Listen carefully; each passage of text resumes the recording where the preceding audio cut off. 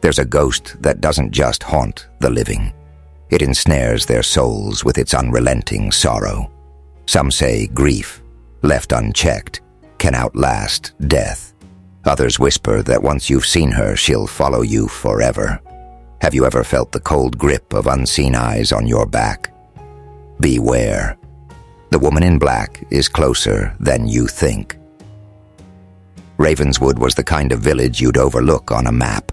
Its streets were cobbled but cracked, and its buildings, leaning slightly with age, whispered of times long past. A dense marsh surrounded the village, a labyrinth of reeds and mist that seemed to stretch forever. Eliza Harrow, a 28-year-old schoolteacher, arrived in Ravenswood one chilly autumn morning. Seeking a fresh start after a painful breakup and the death of her mother, she hoped that the quiet town would offer solace. The school, a small stone structure perched atop a hill, seemed welcoming enough, and the children greeted her with shy smiles. But there was something about Ravenswood that felt off. The villagers were polite but distant, their conversations often punctuated with hurried glances toward the marsh. Even the children seemed to carry a shadow of fear, their laughter fading as soon as the sky dimmed. Eliza's curiosity was piqued when she discovered that every child in her class had drawn the same figure, a woman in black, standing at the edge of the marsh. "Who is she?" Eliza asked. The children exchanged uneasy glances, and one brave boy finally whispered, "She's watching us." The legend unveiled. That evening, Eliza visited the town's library, a dusty, dimly lit room tucked behind the church. She combed through old records and newspaper clippings until she stumbled upon the story of Eleanor Gray, the woman in black. Eleanor had been a governess in Ravenswood over a century ago, tasked with caring for a wealthy family's only child, Samuel. She grew to love him as her own. But one fateful afternoon, Samuel wandered into the marsh and drowned in its treacherous waters. The boy's family, devastated and enraged, blamed Eleanor for his death.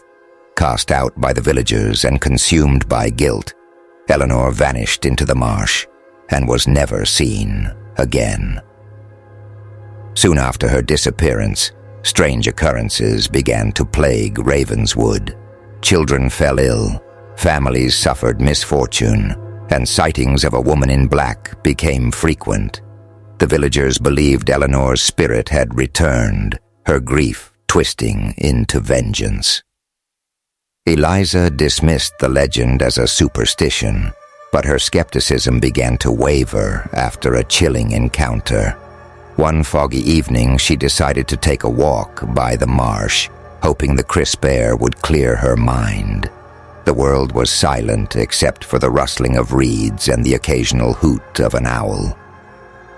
As she turned to head back, she noticed a figure in the distance, a woman in a flowing black dress, her face obscured by a veil. "Eliza."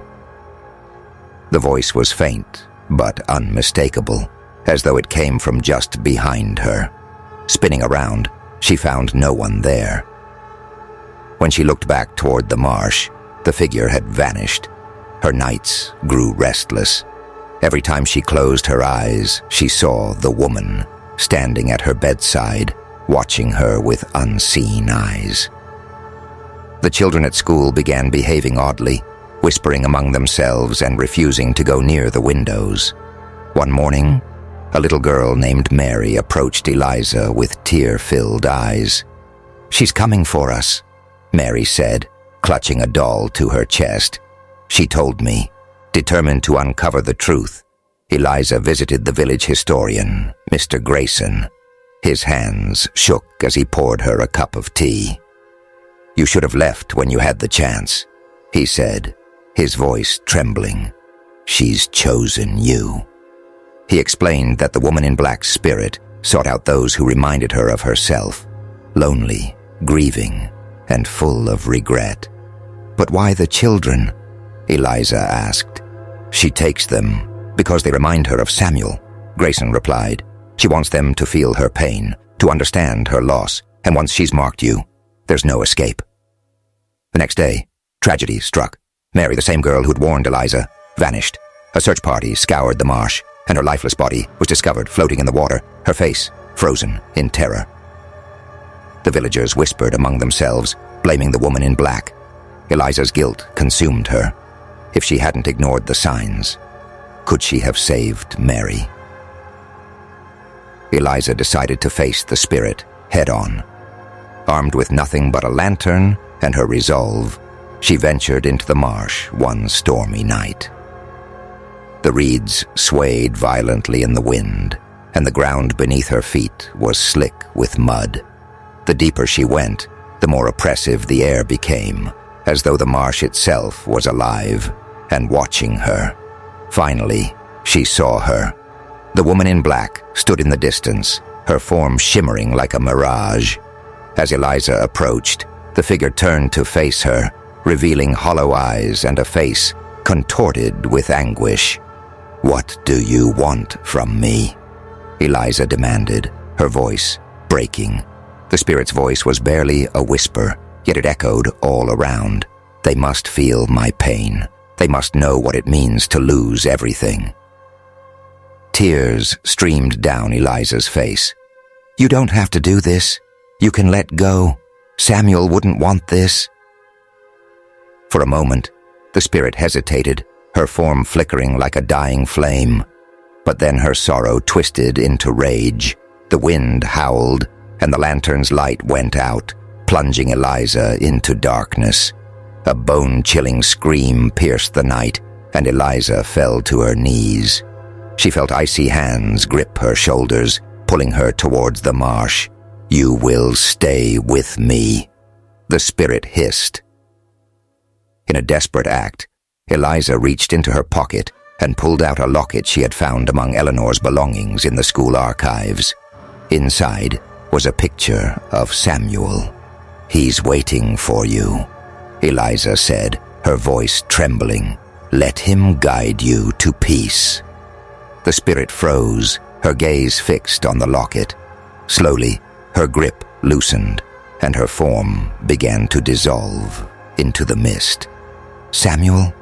she whispered one last time before vanishing. Eliza was found the next morning by a group of villagers. Her hair had turned stark white, and she refused to speak of what she had seen. Though the sightings of the woman in black became less frequent, the villagers knew the curse had not been broken, only delayed. Eliza left Ravenswood soon after, but she carried the experience with her, a weight she could never escape. The marsh remained, its reeds swaying in the wind, whispering secrets only the brave or the foolish would dare to uncover. Some stories are more than just tales, they're warnings. The woman in black story reminds us that grief and anger, left unchecked, can haunt us long after we're gone. Want to explore more chilling tales and uncover the truths hidden in the shadows? Subscribe for more horror. Join our community of thrill seekers and horror enthusiasts by clicking subscribe. Each week, we dive into stories that will keep you awake at night, questioning what's real and what's not. Are you brave enough to face the darkness?